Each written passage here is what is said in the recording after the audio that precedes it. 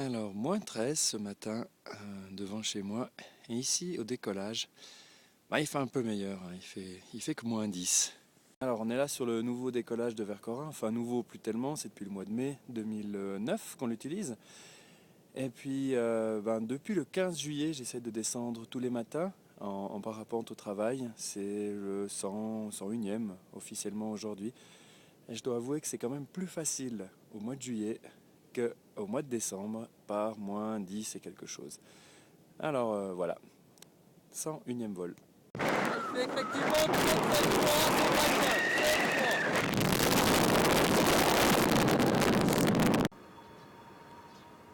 froid.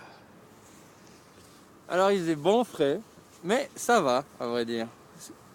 C'est pas si terrible que ça, faut juste quelques couches. Voilà, et au boulot maintenant. On a eu la chance hier soir à Sierre, au Technoarc, d'assister à une conférence de M. Søren Erkman, qui est un ponte de l'écologie industrielle. Et M. Erkman nous expliquait que pour calculer l'impact planétaire des hommes, il y avait une formule qui s'appelle, qui est écrite, je crois, I égale P fois A fois T. Alors I c'est l'impact, P c'est la population, qui fait qu'augmenter, donc l'impact augmente. A c'est le pouvoir économique, tout le monde veut en avoir plus, donc l'impact augmente. Et la seule manière, c'est de jouer sous T, la technologie. Et voilà, c'est en descendant en parapente qu'on peut jouer un peu sur le T, en descendant en parapente tous les jours et en se caillant.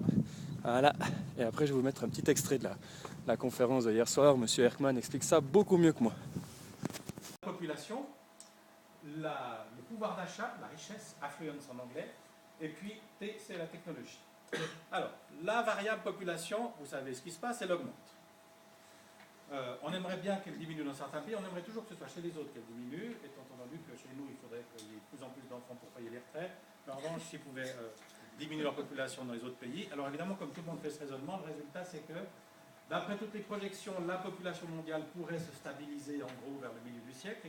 Mais ce qui est clair, c'est que d'ici les prochaines décennies, la population mondiale va augmenter d'au moins 30%, ne serait-ce qu'à cause de l'inertie du système. Bon. Donc la variable population, elle est en train d'augmenter, toujours relativement rapidement. La variable A, donc le pouvoir d'achat, c'est une manière de mesurer le niveau de vie.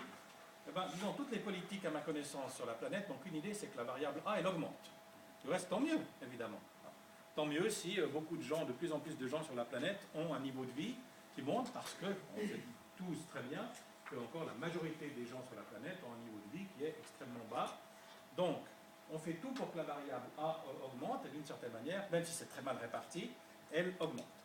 Donc, pour diminuer I, c'est ce qui nous intéresse, pour pas que tout le système devienne inviable, il reste quand même la variable T, donc la technologie, qui évidemment joue du coup un rôle extrêmement crucial. Maintenant, par technologie, il faut entendre plus que uniquement une solution technique particulière. Technologie ici, c'est l'ensemble des solutions qui entourent la technique elle-même, c'est-à-dire les aspects politiques, législatifs, les politiques publiques, les réglementations, etc. Ce n'est pas uniquement la technique comme élément pur, c'est la technique qui est toujours intégrée dans un contexte politique, économique, éthique, etc.